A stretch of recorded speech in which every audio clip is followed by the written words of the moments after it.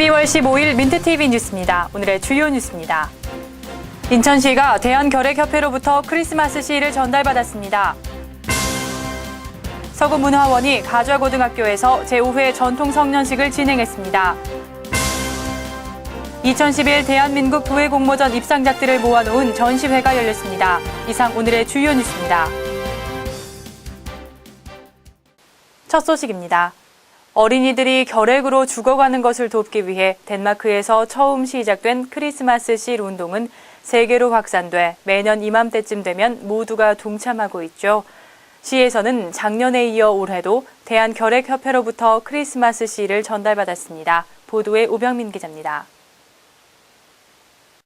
연말 크리스마스 시즌이 되면 모두가 들뜬 마음으로 12월 한 달을 보내지만 소외계층에서는 마치 다른 세상 이야기처럼 들립니다. 겨울을 맞아 오르는 물가와 난방비 걱정에 생활비 부담이 더욱 커지기 때문입니다. 이에 따라 사회 각층에서는 김장 나눔과 연탄 배달 등 다양한 행사를 마련해 소외계층 돕기에 나서고 있습니다. 한편 인천광역시는 2011 크리스마스 시즌을 맞아 대한결핵협회로부터 크리스마스 실 300매를 전달받았습니다.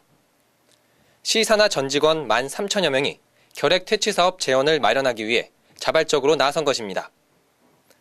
올해 시청 목표액은 3,800여만 원. 이를 위해 송영길 인천광역시장은 대한결핵협회에 금일봉을 전달하며 시청 직원들의 참여를 선도했습니다. 모두가 행복해야 할 연말연시, 소외계층을 위한 관심이 더욱 절실할 때입니다. 민트TV 뉴스 오병민입니다. 예로부터 우리 선조들은 남녀 모두 성년의 나이가 되면 사회적으로 존경받는 어른들을 모시고 성년의식을 거행했다고 합니다. 이번에 서구문화원에서 잊혀져가는 그때의 전통 성년식 모습을 그대로 재현하는 행사를 마련했다는데요. 이혜진 기자가 취재했습니다. 곱게 전통의복을 갖춰 입은 남녀 고등학생들이 보입니다. 남학생은 복권을 쓰고 여학생은 머리를 가지런히 빗어넘겨 제법 어엿한 성인의 모습을 갖췄습니다. 서구문화원이 가좌고등학교에서 제5회 전통 성년식을 열어 성인으로 새롭게 탄생하는 학생들을 축하했습니다.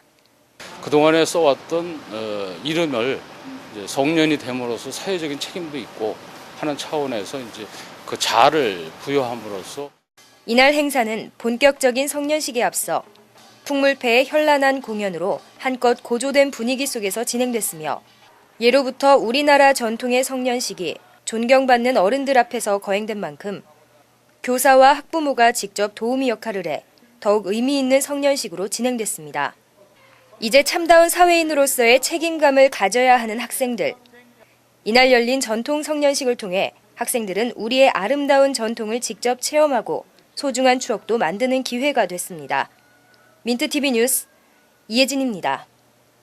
우리나라 다양한 계층의 도자기 예술가들이 참가하는 2011 대한민국 도예공모전이 지난달 열렸었는데요. 이 대회에서 우수한 실력으로 수상의 영광을 얻은 도예 작품들이 전시돼 도예가들의 작품 세계를 직접 느껴볼 수 있는 자리가 마련됐습니다.